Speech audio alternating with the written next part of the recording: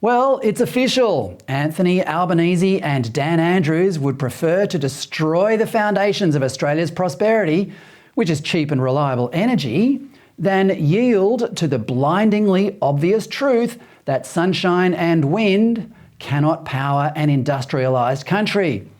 The consequence of their catastrophic ignorance will be thousands of Australians freezing in the dark as soon as next winter, businesses bankrupted by impossibly high power bills, and entire industries shipped off overseas to places where cheap energy and cheap labour are abundant.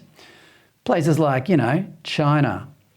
And the final insult in this excruciating suicide plan, they are doing it with your money. You'd think that destroying a nation's economic prosperity would be cheap, but no, these two clowns can't even do that without dipping into your pocket first.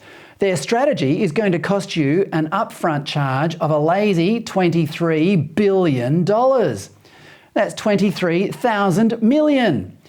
Imagine the schools, hospitals and housing estates for impoverished single mothers, the type that Albo keeps reminding us he grew up in, that money could buy. The 9-kilometre North Connects tunnel in northwest Sydney, for example, which has dramatically reduced traffic in the region, cost a paltry $3 billion by comparison. Most of the money in Albo and Andrews' suicidal plan goes to the so-called Rewiring the Nation project. That's where the government installs a new network of towers and electrical wires to connect homes and industries to the windmills, solar panels and batteries they plan to blot all over our landscape. This will replace the perfectly good towers and electrical wires connecting homes and industries to existing coal-fired power plants, which are also perfectly functional, despite being in a state of decline thanks to the government earmarking them for obsolescence.